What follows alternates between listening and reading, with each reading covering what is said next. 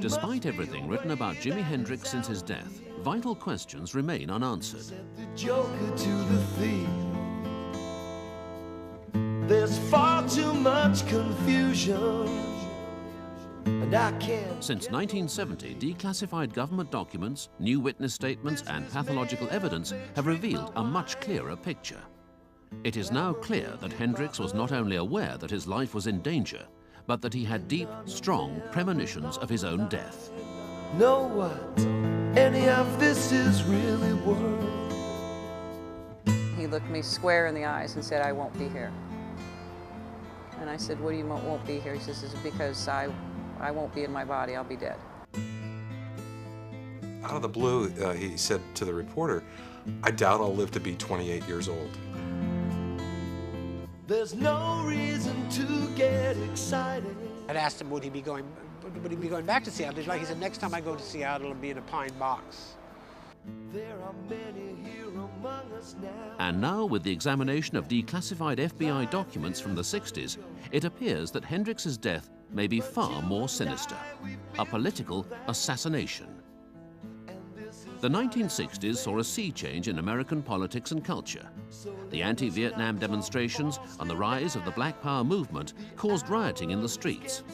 A new youth culture emerged in both the black and white communities.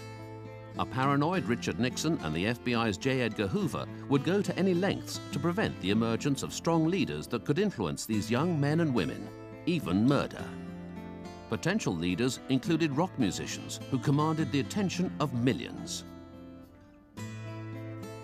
Hendrix linked up with the Black Panthers, and for that reason, he was a dead man.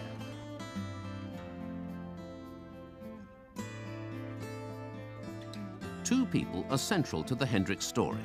One is his manager, Mike Jeffrey. Mike Jeffries was a very strange, slightly shady character that sort of existed on the managerial sort of aspect of rock music. Always walked around in dark glasses with a kind of off-the-shoulder camel hair coat and things, you know, and looked a bit like a kind of caricature mafia. Spoke in a whisper. He wasn't terribly well liked, as far as I recall. Everybody was very suspicious of Mike Jeffries, and I think with some genuine reasons. The second person is Monika Dannemann, a 24-year-old German woman who spent the last few days of Jimmy's life with him. Monika was a kind of like ex-ice skating star that was sort of show business character, you know, and she wanted to get her foot in the door, I think, of celebrity rockdom, and Jimmy was a great entrance. Monika's memories of the day before Jimmy died were dim, but she remembered going to Ronnie Scott's club so Jimmy could jam with Eric Burdon and his new band, War. Devon Wilson was already at the club. Devon had known Jimmy for some years. Devon had come up the hard way, a prostitute on the streets of New York at 15, and now a muse to various rock stars, including Mick Jagger and Jimmy. Jimmy's sexual appetite was enormous, and Devon would organize his diary, recording sessions, drugs, and women. Devon was bisexual and did not give up her female lovers for Jimmy. In fact, she would organize the threesomes Jimmy loved. Jimmy probably loved Devon. It was said that Devon could score dope for Jimmy anywhere in the world. It was Chas Chandler, bass player in the Animals, who discovered the unknown and penniless Jimi Hendrix playing at the Café Wah in New York. Acting on a hunch and his musical knowledge, he sold his guitars and borrowed money to bring Hendrix to London.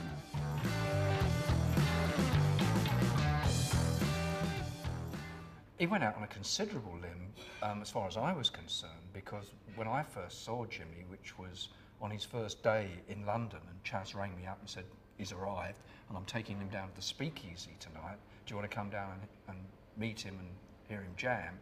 And I went down and listened to him play that night, and he was jamming with Brian Auger and a few other musicians down there, just the Speakeasy house band. And he was magnificent. He was wonderful as a musician. But to me, it was like listening to somebody like Wes Montgomery, you know, because he was such a clever musician. And I just said to Chas, quite honestly, Chas, I said, I can see this going straight over the heads of the fans. I cannot see this guy making it because he's almost too good, you know. And Chas said, not if I have anything to do with it, he won't. And of course what he really meant was that he was going to change his image, change his publicity and his whole approach to things so that he would get the attention that perhaps as a mere technician he wouldn't have done previously. In the story of Jimi Hendrix, we cut to probably September, October. We're back in London, and Eric calls up, Eric Clapton, and says that we're doing a gig tonight at University College. Could you please come? Because the guest we've got tonight is just probably the greatest guy I've ever met. So everybody's working hard, and we all play hard, and we all turned up. And Eric had played a couple of numbers when he stops and did the most phenomenal introduction for this guy. And out came Jimi Hendrix. And he played the same set he'd played in New York. But it was like 10 steps up from what he played before because the crowd was so much bigger. And I looked at Andrew looked at me, and we both agreed, yeah, we've got to sign him. It was too late. Little did we know that Linda Keith had taken Chas Chandler to see Jimmy the following night, and he signed him. One of the first times he had a chance to play for the English audience was with the Cream, and the Cream were just getting started out. Of course, Eric Clapton on lead guitar, and nobody had ever jammed with him before. I mean, it was just like, who is Jimi Hendrix, and why does he want to jam with us? But sure enough, he talked his way into meeting Jack Bruce at a pub close by and said, you know, hey, I'd like to jam with you. I'm Jimi Hendrix. I'm over here from America, and he came up on stage, played 2 songs with the Cream, 2 blues songs that he updated with this driving electric sound, and Clapton was blown away, according to Jack Bruce. He said that nobody had ever done this before, and here comes Jimi Hendrix coming along, setting up the great electric blues guitar players of that time, like Jeff Beck and Pete Townsend, who were kind of, I guess, a little bit scared of, who's this guy that can play circles around us? Distasteful though it may seem to us today, Chas Chandler dubbed Hendrix the Wild Man of Borneo and sold him as the Black Elvis. Chas Chandler encouraged these crass expressions because it increased Jimmy's publicity. He was also dubbed Mau Mau, and not surprisingly denounced by Mary Whitehouse. Hey, Joe, I said, I heard you shot your woman down, you shot her down now. Within weeks, Hey Joe shot into the British top 10 to be followed by the hugely well-received debut album Are You Experienced, which was kept off the top of the charts only by Sgt. Pepper's Lonely Hearts Club Band. Yes, I did, I shot her. You know, I caught her mess around town. In the summer of 1967, Jimmy played the Monterey International Pop Festival and stole the show. Overnight, he became a superstar on both sides of the Atlantic. His appeal to the kids no doubt strengthened by this coruscating review of Are You Experienced, which appeared in the New York Times. The album cover reinforces the degeneracy theme, with the 3 sneering out from beneath their bouffant hairdos, looking like surreal hermaphrodites. The disc itself is a nightmare show with lust and misery. The explosion, I think, was caused by the war in Vietnam, the rebellion against it, the flower power era, you know, the hippie movement or whatever you want to call it. And acts like Jimi Hendrix were so different that the kids were yearning for something different. And when he came on the scene, he just exploded. I mean, everybody went crazy. I went crazy. It was so new and different, and he was so, I saw him live so many times. He was so magnetic on stage. I mean, he just controlled the audience. And it was an exciting time. I mean, a lot of bands, you know, who broke at that particular time with Hendrix. I mean, it was just a whole different scene. He differed from the top acts at that time. And I mean, his sound was so different than the Beatles or the Rolling Stones or something like that. And plus, I think being an African American in both the American audience and the English audience was a plus in his favor. I mean, there weren't any African American guitar players at that time playing rock and roll to a white audience and getting the respect and appreciation that he did, you know. What happened next became a rocket ride of more success, more and more sex, and huge amounts of drugs and rock and roll. After returning from Ronnie Scott's club on the day before he died, Jimmy, Monica and Devon got together. Monica says Jimmy spoke to them of many things: astrology, cosmology, art, music, religion, and voodoo symbols. Together, they sketched out artwork designs for the next album cover. Jimmy also warned Monica off drugs and told her to beware of those who might want to harm her because she was with him. Jimmy emphasized over and over, "You must remember what I am telling you." Monica told the inquest that Devon left and she and Jimmy went to bed. This is the first of many inconsistencies in Monica Danneman's story, although the inquest into Jimmy's death believed her. Over 20 years later, Kathy Etchingham, a longtime girlfriend of Hendrix, and archivist Steve Roby re-examined all of Monica's testimony and found glaringly irreconcilable differences. Kathy discovered that Hendrix had been with friend and producer Alan Douglas. Hendrix had begged Douglas to take over his management. Michael Jeffrey, he said, was stealing vast amounts of money from him and stultifying his creativity. Jimmy told Alan that some months ago, 3 thugs claiming to be mafia hoods had kidnapped him and held him prisoner for 3 days until he was miraculously rescued by Mike Jeffrey. Jimmy thought Jeffrey had staged the whole thing to make him seem indispensable as manager. Alan and Jimmy made several decisions that would affect his future, most of them cutting Mike Jeffrey out of the picture completely. The next morning, Alan Douglas left for New York City on business for Jimmy, leaving him in bed with his wife Stella and Devon Wilson.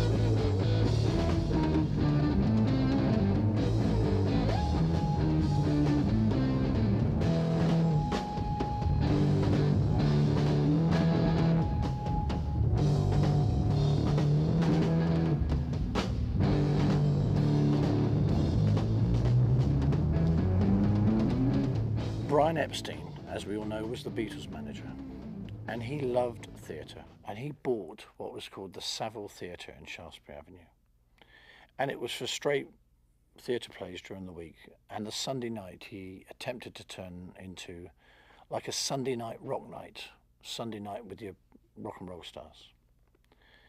And he called us and said, "Would you please be my guest tonight on Sunday, because it's Jimi Hendrix." And we went, and it was probably the top of the graph of the reaction. He was at a peak. He did all the hits. He set fire to the guitar. He played it behind his neck. He did everything. And that really is my last memory of seeing Jimi Hendrix, because it was a night of nights. And it's one of those that you take away in your own encyclopedia. And to have seen him again would probably have destroyed the myth.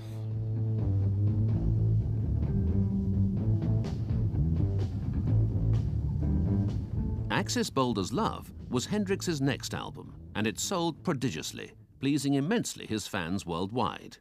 Axis Boulder's Love had a great variety of songs on it. I mean, you'd have a bit of R&B going to jazz influences by Mose Allison, and of course the occasional freak out song coming in here and there. And then there were some beautiful melodies in there. And of course, you know, the great, almost kind of became song of the hippies that back then, if 6 was 9, you know. For many of Jimmy's fans, Axis Boulder's Love was Jimmy's last great rock and roll album, and it marked the end of an era of Hendrix, the black rocker, and started a new era with Jimmy's music becoming more spiritual and in many ways not commercially viable. Well, even while he was alive, there was no corporate interest in having Jimmy be anything more than sex, drugs, and rock and roll. Hendrix started to realize that, well, it's not so much the quick AM pop tunes that interest him anymore, and he didn't really care where his music was going chart-wise.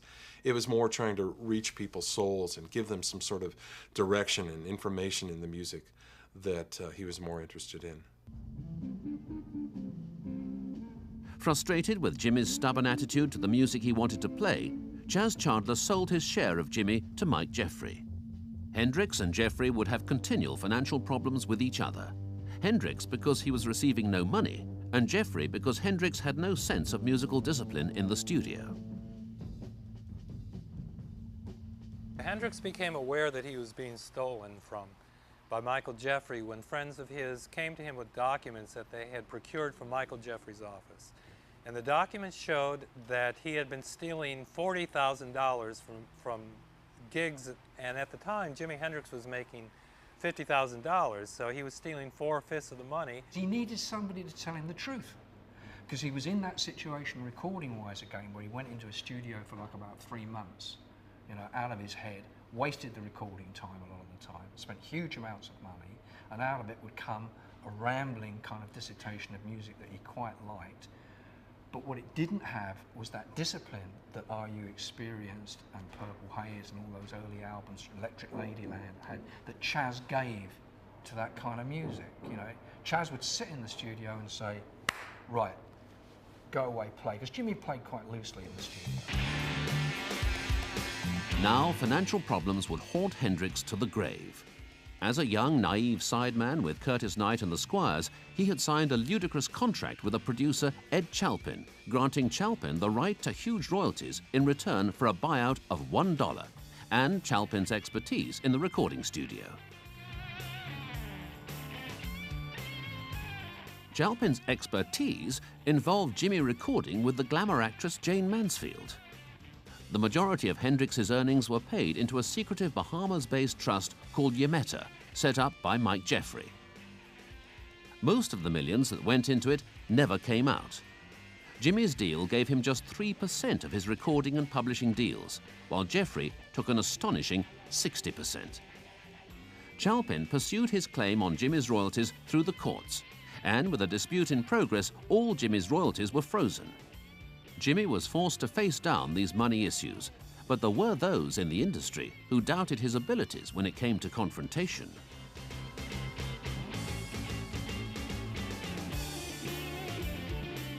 He was quite an introverted man. He was in some ways a rather weak man. He was very lovable, very likable, but he was weak. He was the kind of guy who couldn't say no. Jimmy was a massively talented musician whose whole being really went into the guitar and into his music and into his work, and he got out whatever he could by communicating through his song lyrics and things, his feelings and some of his inner desires. But he became incredibly mixed up too, even in those areas. I mean, he really couldn't tell the difference between fact and fantasy a lot of the time. He got heavily into science fiction and cult stuff and all kinds of this because he was looking for something. He was searching. You have to remember he was only 25, 24 anyway. So like a lot of young people at that time, particularly in that period in the 60s, they were all kind of trying out the Maharishi and the love and cult situations that were around, and there was an interest in Aleister Crowley and black magic and all kinds of stuff. And Jimmy kind of like dabbled in all those areas.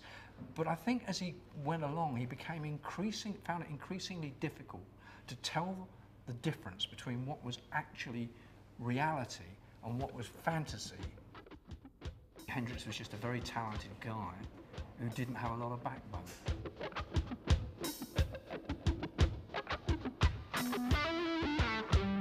According to Monica Danneman's testimony to the inquest, Jimmy's last day on Earth was spent with just the two of them walking, talking and shopping. They attended a party together and were home by 1 a.m. She made Jimmy a tuna fish sandwich and they shared a bottle of white wine. They undressed and went quietly and peacefully to bed. Once again, Kathy Etchingham and Steve Roby found that the truth was somewhat different. September 17th, 1970. Jimmy was doing some marketing at Kensington Market and was going to stop by his hotel room at the Cumberland Hotel to pick up some of his messages.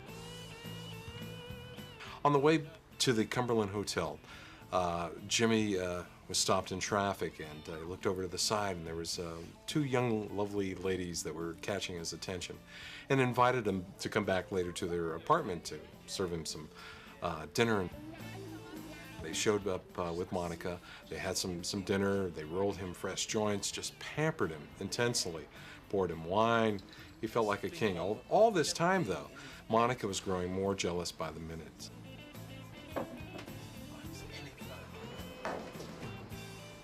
Jimmy tried to calm her down, finally got her back in, but it wasn't working. These two young ladies were obviously capturing the attention, his attention, and Monica wasn't having it. She finally got up, walked out. Jimmy apologized like the gentleman he was. He had this party to attend to by himself, mind you. He didn't invite Monica along, and went to this party at about 1 in the morning. About a half hour after he'd been there, Monica was at the door. Jimmy! Can I see Jimmy? Can Jimmy come out? And Jimmy was just embarrassed by her still. I mean, this argument obviously had lingered. Jimmy tried to get some of the people at the party to send her away. I'm busy. I'm having a good time. Go away, Monica. But it wasn't working. Finally, about after an hour and a half or 2 hours later, she finally convinced Jimmy to leave this party. And this was about 3 in the morning. Some people say that Jimmy would probably want to go back to his hotel room at the Cumberland, but his black and white Strat, one of his favorite guitars, was at Monica's flat there, so he returned with her. In 1968, Jimmy moved to New York to record his next album, to be titled Electric Ladyland, with Mike Jeffrey, as usual, complaining about the soaring studio costs. Devon Wilson was organizing the availability of two of Jimmy's greatest needs, groupies and drugs. Jimmy would often come home to find a room full of naked young women. There must be a way that is out of here, said the joker to the thief. The amount of LSD taken by Jimmy was hugely embellished by his fans, who, imitating their hero, dropped even more. Businessmen, they drink my wine. Plowmen, they dig my earth. People would often drop LSD into Jimmy's drink, assuming that he would want to get high. People said Jimmy shot LSD into his temple, the side of his head, to achieve a more vivid trip. And how Jimmy loved to trip.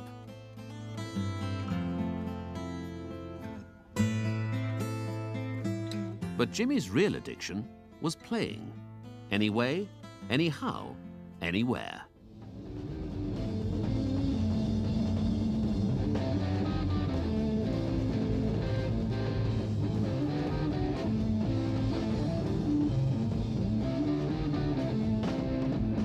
Later in 1968, Jimmy moved to Los Angeles and became a regular at the Whiskey A Go-Go. Jimmy loved LA. He liked hanging out there every day. There was nothing Jimmy liked more than to drive around Los Angeles at night while both stoned and tripping. He was now receiving substantial amounts of money. He would buy a car, smash it to pieces because of his poor eyesight, and replace it the same day with another new car. Jimmy was constantly stoned while finishing the recording of Electric Ladyland, which on its release in November 1968 went straight to #1 in the American and UK charts.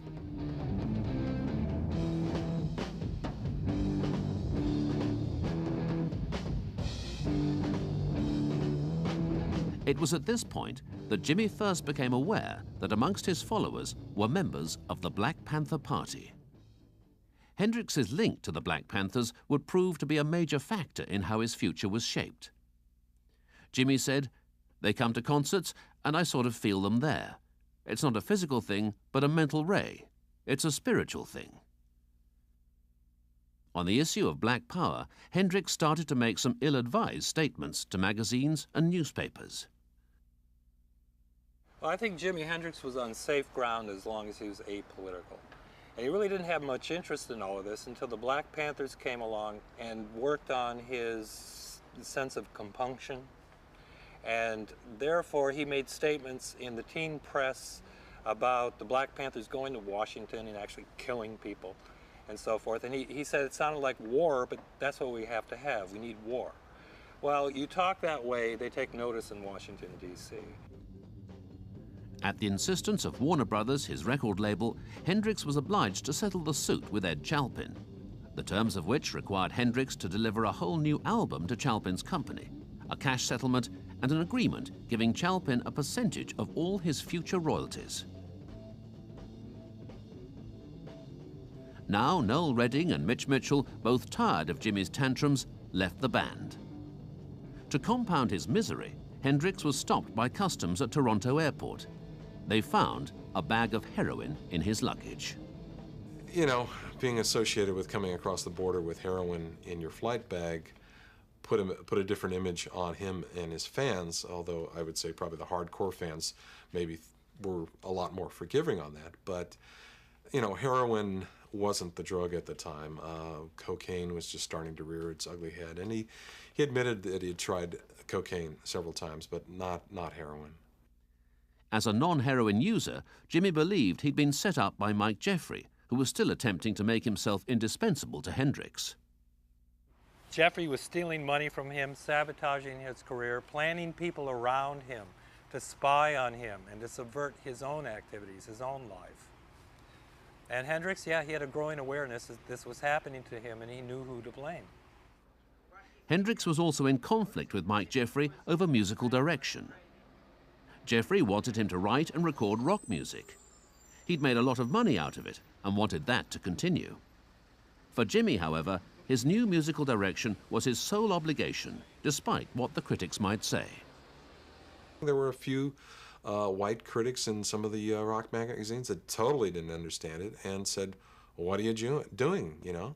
Get back to the original format." And that's what Michael Jeffrey did in 1970. He took an attempt to reform the original experience with Mitch Mitchell and Noel Redding and did an interview with Rolling Stone magazine in February of 1970 saying that here they are, they're back together again, you know, like the Beatles, the Monkees, they're back together again, kids.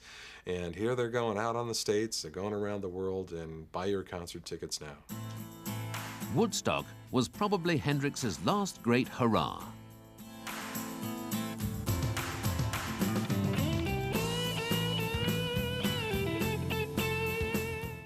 As 1970 began, and despite forming the Band of Gypsies with Billy Cox on bass and Buddy Miles on drums, Jimi's depression had become a real problem. More problems were emerging every day. The Electric Lady studios he was building in New York City were 2 months behind schedule, and to make matters worse, they were being built in a mafia-controlled area. The mafia did not want the studios. Studios meant musicians, musicians meant drugs, and drugs meant more police. Jimi had several run-ins with mafia hoods in New York, but once again, Mike Jeffrey was on hand to sort things out. Jimi was intrigued by how well Jeffrey seemed to know them.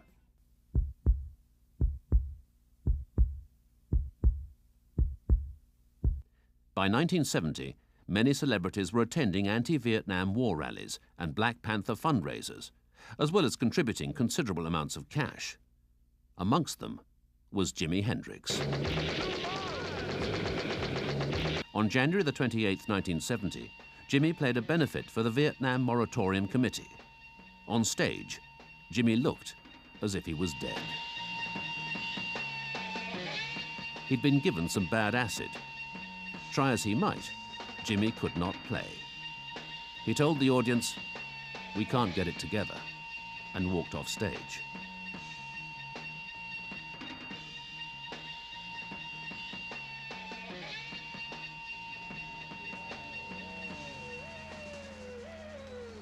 Jimi was becoming deeply entrenched with the Black Power movement and also buying large amounts of drugs from his mafia neighbors. There were also several incidents played down by his people where Jimi had hit and beaten up groupies. And disturbingly for Hendrix, crowds had started rioting at his concerts. Since the infamous Rolling Stones Altamont concert, any thoughts of peace or love were long gone. In late 1969, you had Altamont, and it was quite a different festival than Woodstock. I mean, here you have the security patrolling the crowd, watching, you know, that things don't get out of hand, but they're all drunk and high on pot and dope and whatever at the time there. And so the end of the 60s, you know, were actually closed with Altamont. In June 1970, the album Band of Gypsies was released, with all proceeds going to Ed Chalpin. Jimi was broke, with his royalties still frozen. By July of that year, Jimi was exhausted from stress and drugs. The only way he could get through a tour was on acid, going yet another place, not knowing where your head is, another terminal, another set of changes, another row of limos waiting, engines running. Later in July, Jimi went to the island of Maui in Hawaii to make the film Rainbow Bridge.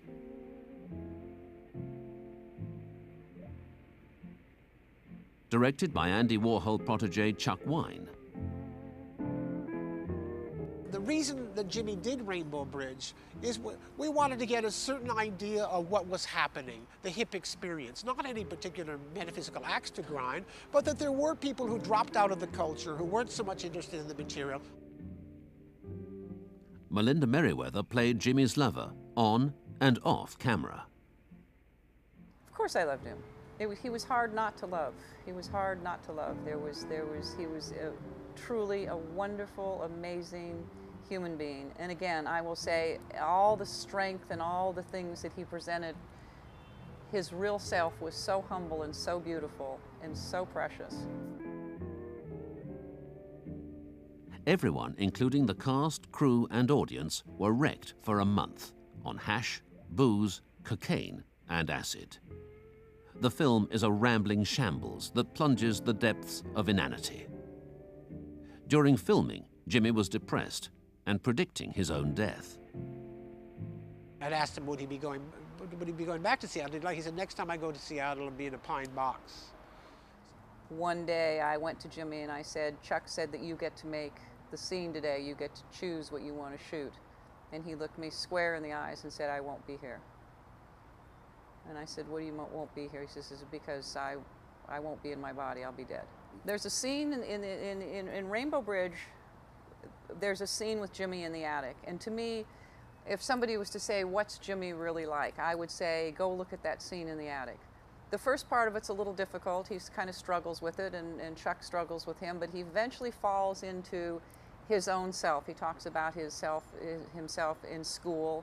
He talks about flying over the desert, and there's a part of him that is just so much him, and he sort of goes back into past lives, and then he sort of ends it with choking on the grape. That's why I'm laying there picking apart. The grape chokes me almost, but I can't let the joke come out. And indeed, you know, that's what happened, and that's kind of the end of that of that interview. And I remember when it happened, when I heard about it on the news, the first thing I remember was just seeing again in my mind that scene in the attic. When Jimi told me that he wasn't going to be here, there was no future to talk about. You know, and I really knew he was telling me the truth when he told me that. And it was, what, 3 months later that he died. When he left Maui, I remember when he got in the plane that day, and he was in the plane window, and he pointed at me, and he sort of went like this. He pointed behind me and went like this. And I looked behind me, and there was the most amazing rainbow that spread completely over my head, and the whole valley was just full of rainbows. And he gave me one of these, sort of like they give you in the old pilot movies, and I knew that was it. I knew that was it. There is a space in my heart for Jimi. I mean, Jimi sits in my heart. I hear some songs to this day, and I still cry when I hear them. You know, I just still, when I hear his music, I still can't get enough of it. I still can't get enough of it. And an uncanny things happens to me continually. I'll walk into a store or a bar or a restaurant, and Jimmy's music will just come on. It's uncanny. Jimmy came to the UK on September the 1st to face numerous personal and musical problems. Chas Chandler at the time said that he was fed up with Michael Jeffrey. His contract was going to be ending in December. You have this other element too. His band had just dissolved. Mitch Mitchell's wife just gave birth to their baby. Billy Cox had tried LSD for the first time and had a horrible experience. He was paranoid. The band is dissolved.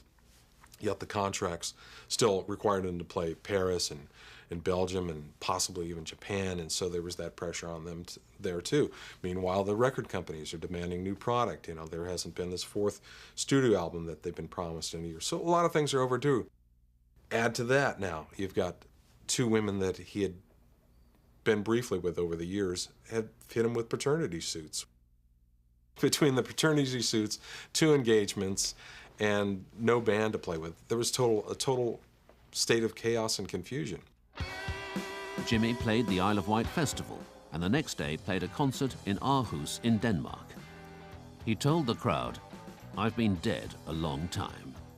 And yet again, he walked off. Jimmy's last ever public appearance was at the Isle of Fehmarn Festival in Germany, which again turned into a riot. The mob ruled, and German bikers and Hells Angels shot up the venue, including the medical tent and the stage. They robbed the box office and took control. Jimmy and his band fled in terror. It now seemed that Jimmy's descent into hell was nearly complete. In London, Jimmy was spending time with Monika Dannemann, the daughter of a wealthy German industrialist. He had met this young lady, a ice skating teacher named Monika Dannemann in 1969, early 1969. She, in her reports, has said that she was a bit naive to the rock and roll scene. You know, the reports at the time when Jimi Hendrix came to town said, "Watch out, girls, Jimi Hendrix is coming to town. You know, mothers, lock up your daughters. Here comes Jimi Hendrix." So she went to see him. Her brother was a fan, and met him briefly. And according to her account, she fell in love with him. And she has also said that they were engaged shortly after, although she never came forward and proved that or documented that. I think Monika Dannemann was all about Monika Dannemann. I think she was a kind of fan-obsessed groupie figure. On the night of the 17th of September 1970, journalist Keith Altham took Jimmy to Mike Nesmith's party at the Inn on the Park. Altham noted that Jimmy was very depressed. At the same time, Ed Chalpin was flying into London expecting to meet Jimmy. Jimmy was supposed to go to a meeting with Chalpin and representatives of Polydor and Track Records.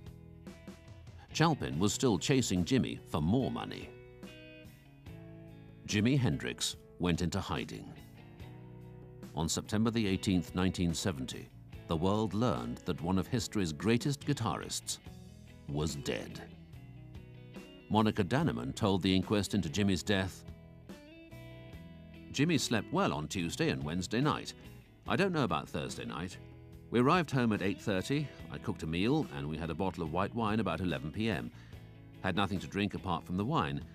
I had a bath and washed my hair, and then we talked. There was no argument or stress, no unhappy atmosphere. I took a sleeping tablet about 7 a.m. I made him 2 tuna fish sandwiches, and we were in bed talking. I woke about 10:20 a.m. He was sleeping normally. I went to get cigarettes, and when I came back, I got back into bed. He was breathing and his pulse was normal, but I could not wake him. Jimmy. Jimmy. Jimmy. Jimmy. Jimmy. Oh, fucking hell. Jimmy!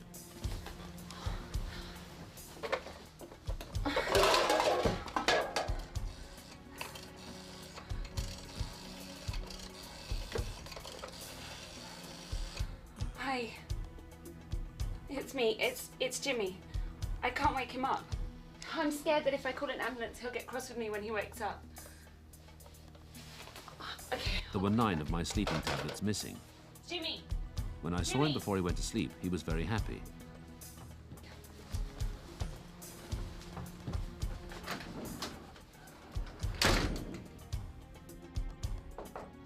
The ambulance didn't arrive until 11:30, and the ambulance men reassured me that Jimmy would be all right. I can't wake him.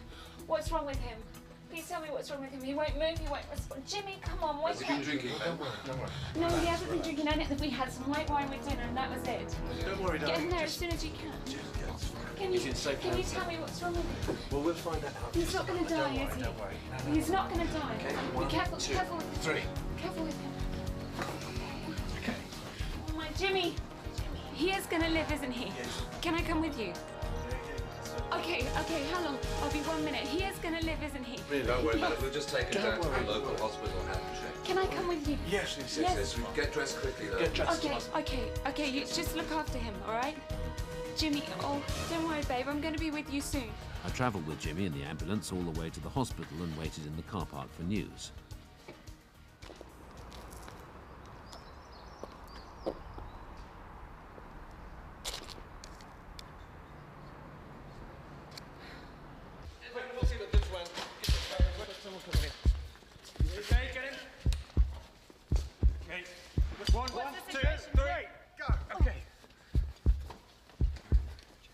Somebody get his head up.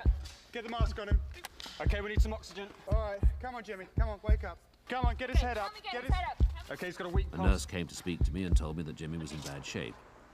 She did, however, say that a medical team hoped they could save him. His lungs collapsed, but there is still a chance that we can save him. Okay, people start. What's happening? People start, ladies. Come on, people, speak to me. Dropping. Tell me what's going on. His pulse is getting weaker. We need some more oxygen. Come on, Jimmy, wake up. We're losing him. Get that BP on. Come on. Come on, we're going to lose him. Come on, what's happening? Come on, where's his pulse? Come on, what's happening? Get some more oxygen to him now. Come on, we're going to lose this guy. Come on. Come on, Jimmy. Okay. Okay, we're losing him. We need more pressure. We need more pressure now. Blood pressure's gone. Stop. He's dead. There's no pulse. There's no pulse. Are you going to call it?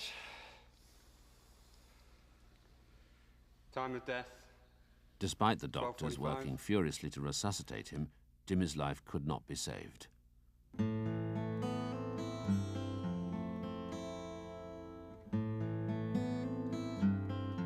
The news of Jimmy's death was broken to me by a nurse in the car park. It was only when I saw Jimmy's dead body that I could believe he'd passed away. The headlines screamed that Hendrix had died the typical rock star death, a drugs overdose amid fame, opulence, and decadence. The inquest found that Jimmy had died from inhaling his own vomit after taking Monica's barbiturate sleeping tablets.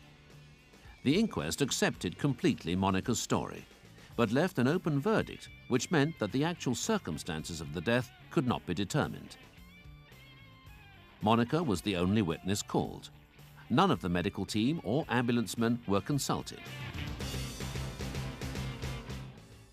After Jimmy's death, rumors abounded. One had him overdosing on heroin at a friend's flat and his body taken and placed in Monica's flat. Another had him flown to Hollywood, murdered, and flown back on a private jet. And yet another rumor had him die at a famous rock star's apartment with Devon by his side. However, 22 years later, Steve Roby and Kathy Etchingham traced the ambulance men, Reg Jones and John Sewer. They insist Danneman was not at the flat when they arrived and that Hendrix was already dead.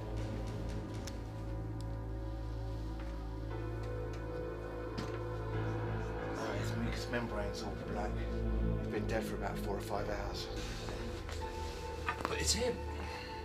And if Monica Danneman is to be believed about what happened on their last night together, why was Hendrix fully dressed? Okay, 1, 2, 3. And how could the ambulance men possibly miss seeing someone who was supposed to be there? In other words, Monica.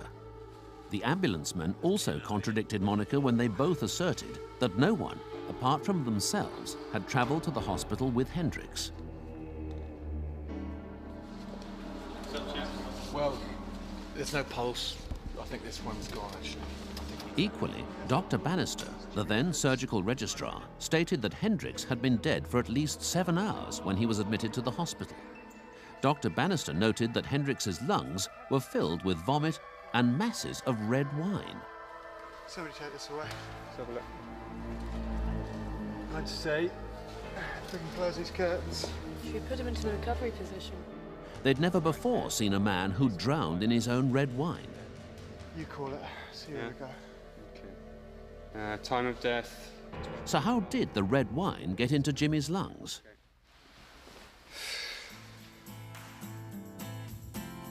The 60s and 70s were turbulent political times, and now compelling evidence has emerged that points to a sinister coalition between the United States government and organized crime, set up specifically to murder prominent leaders of the new youth culture, including rock musicians.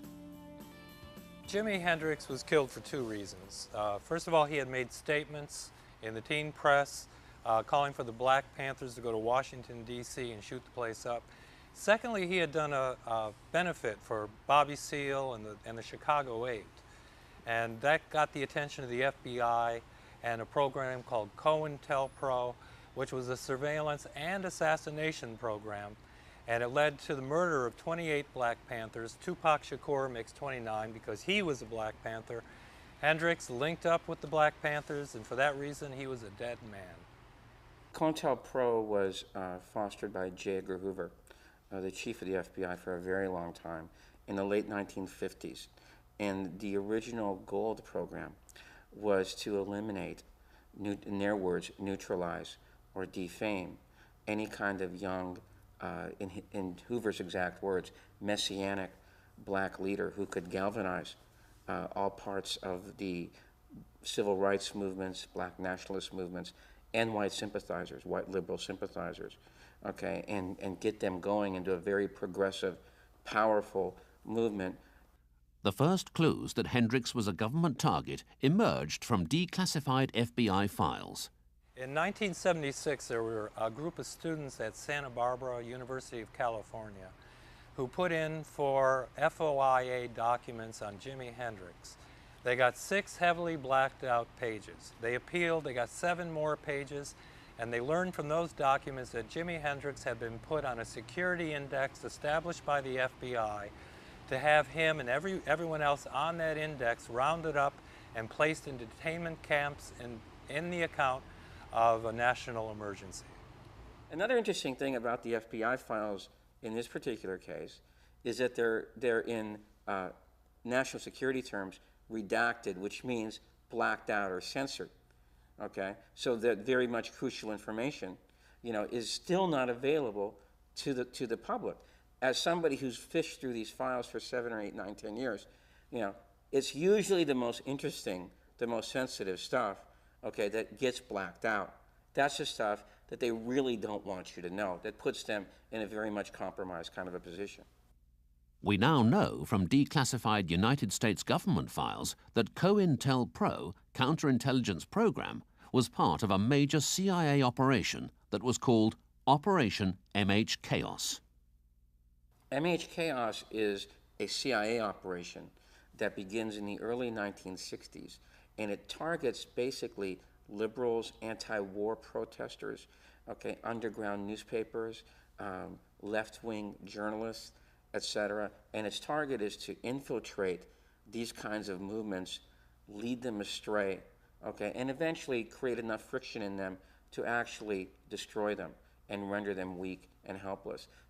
MH Chaos became one of the biggest programs that the CIA had because they felt that they really had to control these forces, which at that time are really gaining some momentum and power, okay? And so they wanted to, the object was to prevent them from unifying, from becoming, keep them split as far apart so they don't become one huge political force.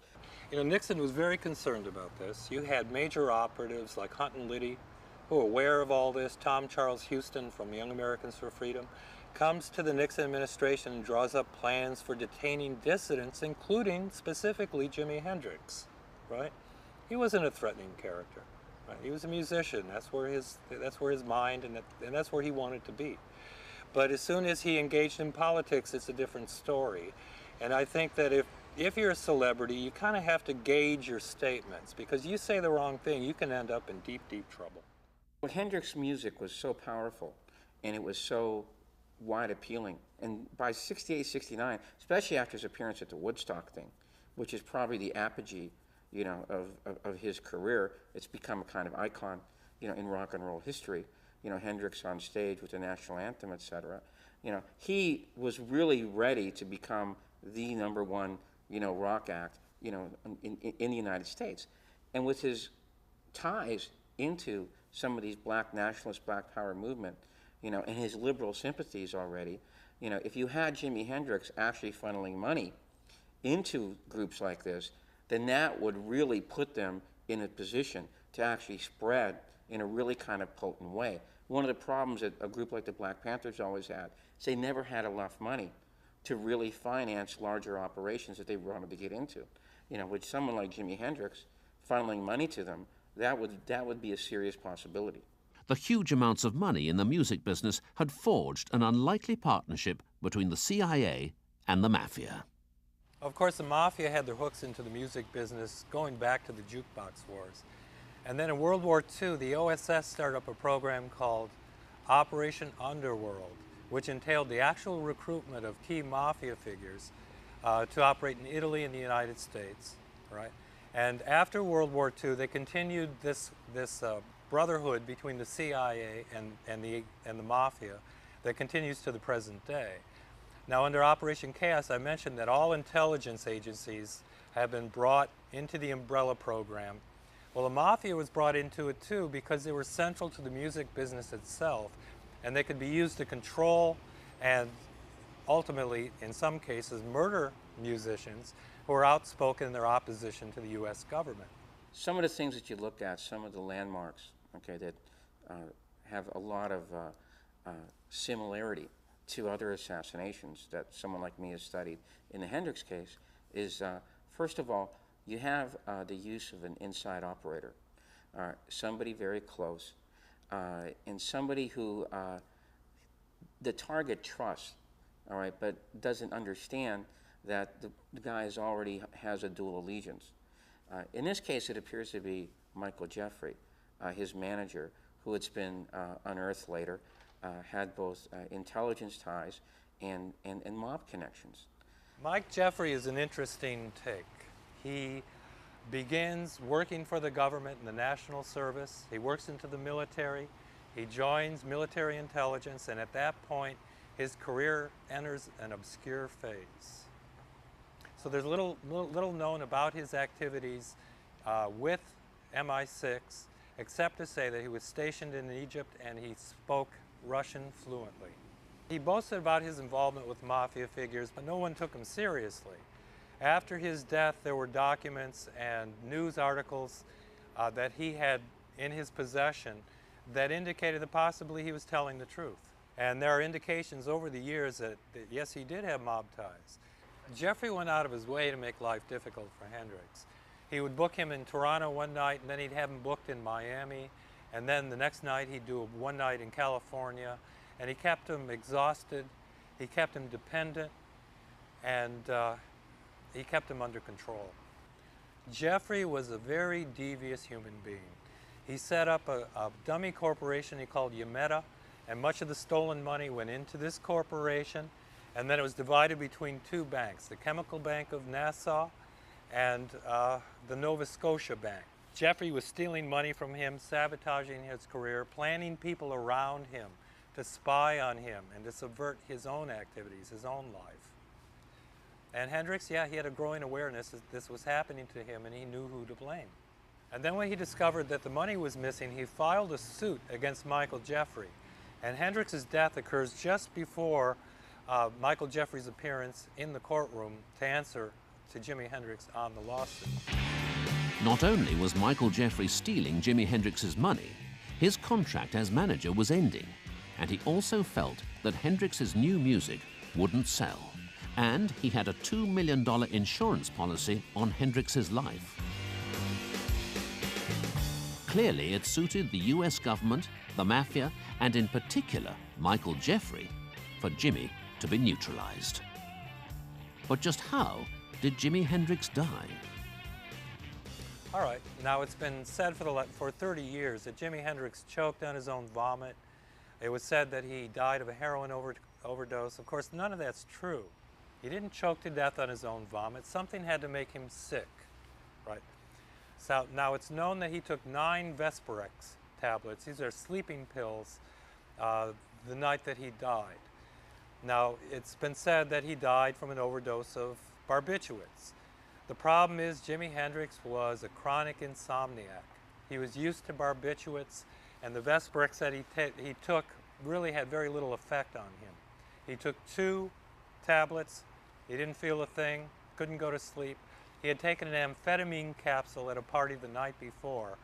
So the 9 Vesperex tablets he took really had no connection to his ultimate end. But when he was wheeled into the emergency room, his throat was cleared, and the physician wrote that great masses of red wine came gushing out of his stomach and his lungs, right? So as I reenact the death of Jimi Hendrix, he must have been held down, a gallon of wine poured down his throat until he drowned. There were only 20 milligrams of alcohol in his blood when he was brought to the emergency room, which means there wasn't even enough time for that alcohol to enter his system. So the cause of death was drowning, and it looks to me like it was a forced drowning. That's why I'm laying there playing the part that great chokes me almost, but I can't let the joke come out. Jimi Hendrix had a packet of 42 Vesperex tablets in his pocket. Now, Eric Burden of the Animals has claimed that Jimi Hendrix committed suicide.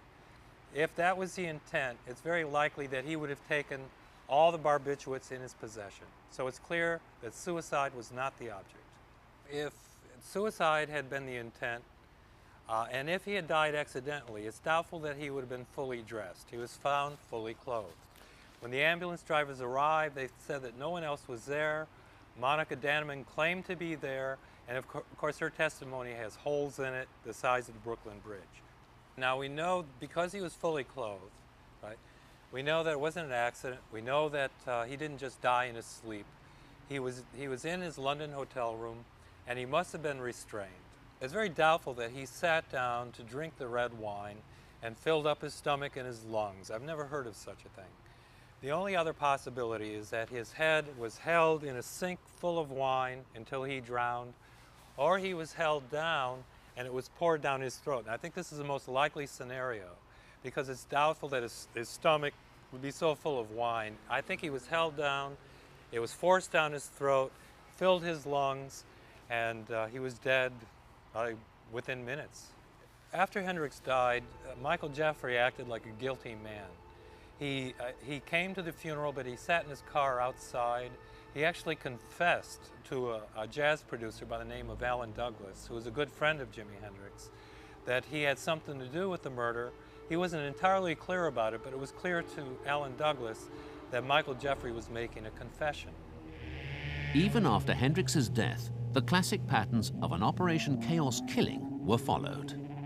Another symptom in this case is the investigation that follows the rather questionable circumstances of his death, which never takes the time, very rushed, doesn't take the time to reconcile the different witness testimony surrounding his death. The autopsy is very, very questionable because it basically says that he died in his own vomit, okay? And a later study revealed that it was actually drowning, with large amounts of red wine, okay? And then later on, you have this policy of defamation or degradation, whatever term you want to apply to it, in which the target then is smeared posthumously. Discreditation of Jimi Hendrix began immediately after his death. Newspapers around the world reported that he died of a heroin overdose, and of course it's well known that Jimi Hendrix didn't take heroin. He didn't indulge in it. He didn't care for it. He was a psychedelics man, right? So he didn't die of heroin. There was no heroin in his blood, right? Yet the press made this claim. I would be willing to guess that 90% of the people familiar with Hendrix think he OD'd on heroin when Hendrix actually never took heroin, all right? And then you get these very mysterious fatalities that take place around the people who are close to him. Devin Wilson, one of his girlfriends, dies in 1971 out the window of an 8th-story hotel. All right, then Jeffrey himself perishes in another suspicious airplane crash in 1973. And then the last girlfriend, Monica Danneman, who an alleged suicide, carbon monoxide poisoning in 1995, just before she's supposed to go on the air and discuss and tell the truth about the very strange circumstances surrounding Jimmy's death.